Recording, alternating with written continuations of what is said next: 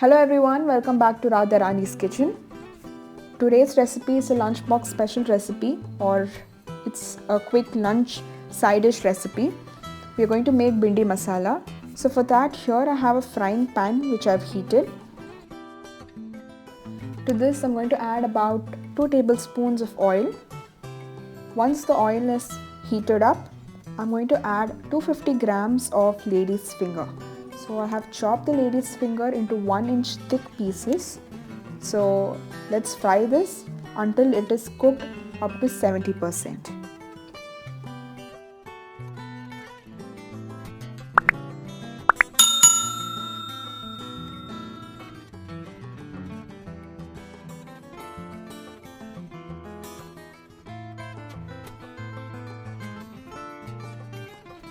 Just keep stirring it in between so that it doesn't get burnt at the bottom.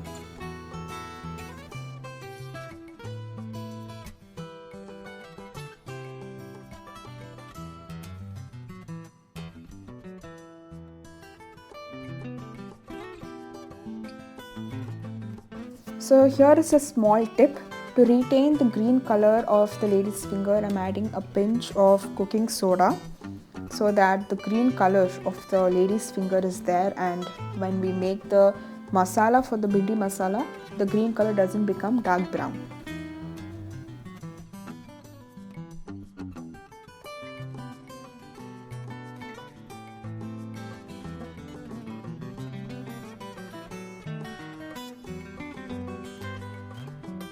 So once our lady's finger are cooked up to 70%, let's remove them out of the stove and put another kadai. So in this we'll be making our masala for the bhindi masala. So first we're going to add about 2 tablespoons of oil to this.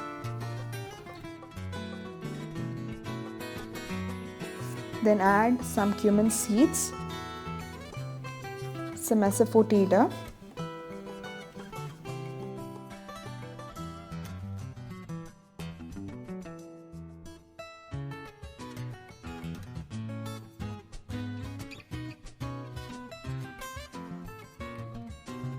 once the cumin seeds splutter, I'm going to add in 4 tomatoes. So these are small size tomatoes. If you have big tomatoes, you can just use 3.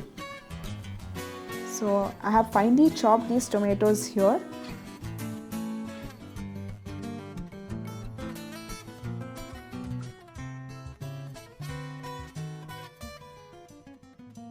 Let's saute this for a few seconds.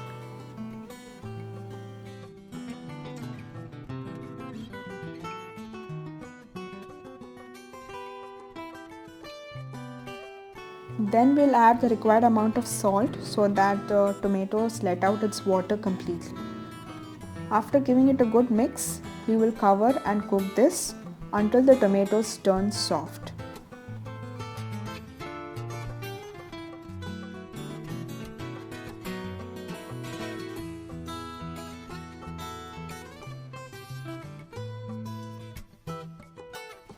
So it's been about 4 to 5 minutes and my tomatoes have cooked well and they are pretty soft.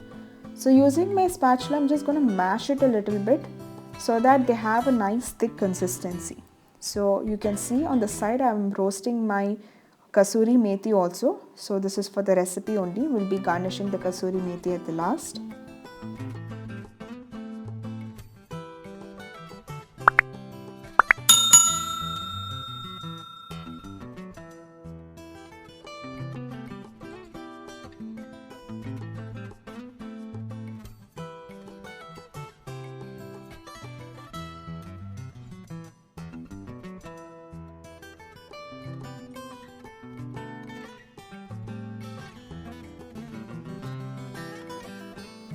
So to get a nice creamy consistency, I will be adding 2 teaspoons of curd. So this curd is homemade curd which I have beaten to a smooth paste. So make sure your curd is not lumpy where the water and the curd are separate. So first I've added 1 teaspoon of curd. I'm continuously mixing it so that the curd doesn't split.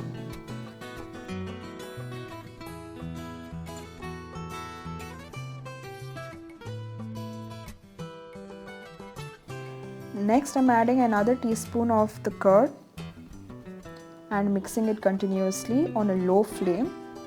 Make sure your flame is on low to ensure that the curd doesn't split.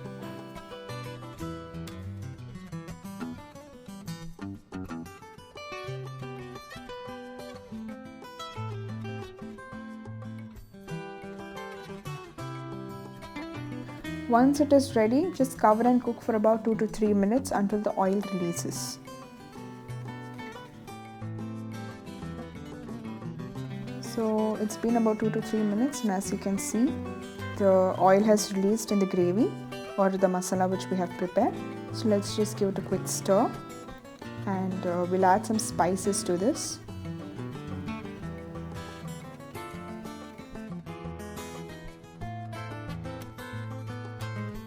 So first goes in half teaspoon of turmeric powder. Then I'm going to add some red chili powder. So depending on your spice preferences, you can increase or decrease the amount of red chili powder. Here I'm adding about 1.5 teaspoons of red chili powder.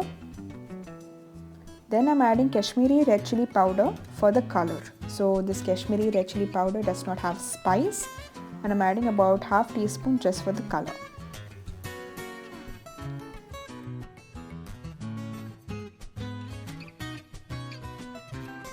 Next I'm adding about 1 teaspoon of dhania powder or coriander seeds powder.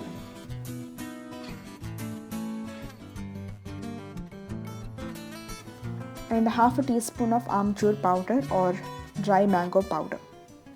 So after adding all the masalas, let's give this a good mix.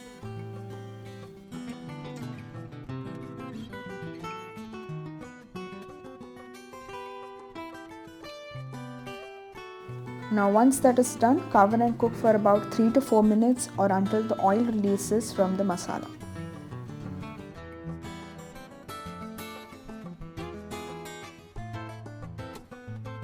So as you can see, the oil has released at the sides. So we'll give this a mix, and I'm going to add just about half a cup of water just to get a proper consistency. Please do not add a lot of water because this is not a gravy. You're just going to make a dry sabzi for roti and chapati.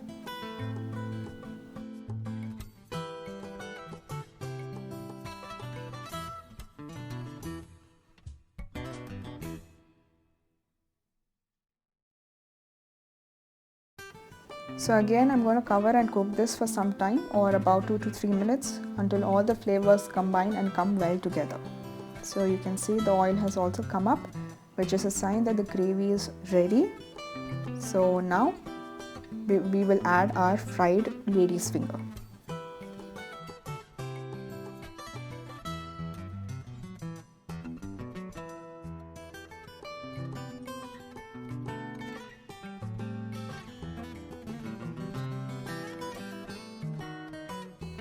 So throw in the lady's finger into the masala and slowly give it a toss.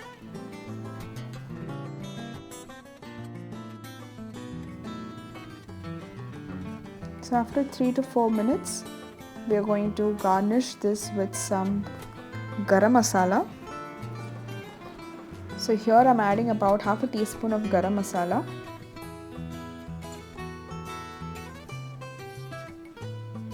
And then I'm crushing the kasuri methi which I had roasted previously.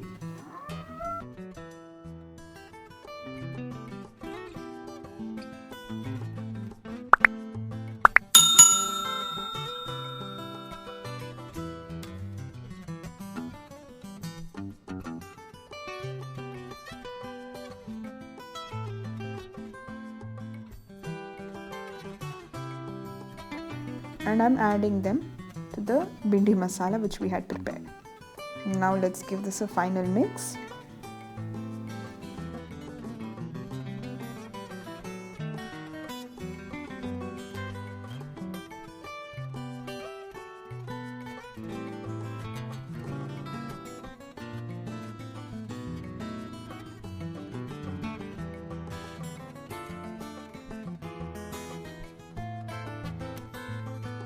So we'll cover and cook this for a few more minutes until all the flavors of the garam masala incorporate well.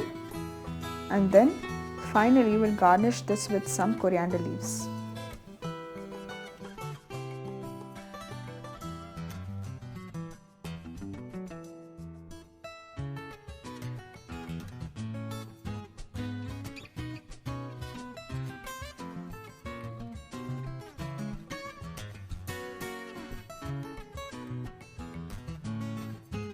And our bhindi masala is now ready. I've added a lot of coriander leaves because I like the taste of fresh coriander leaves. You can add according to your choice. If you like the video, please press the like button and subscribe to the channel. Do try this out and let me know how it turned out in the comment section below. For more such recipes, follow Radharani's Kitchen on Facebook and Instagram. Thank you so much for watching.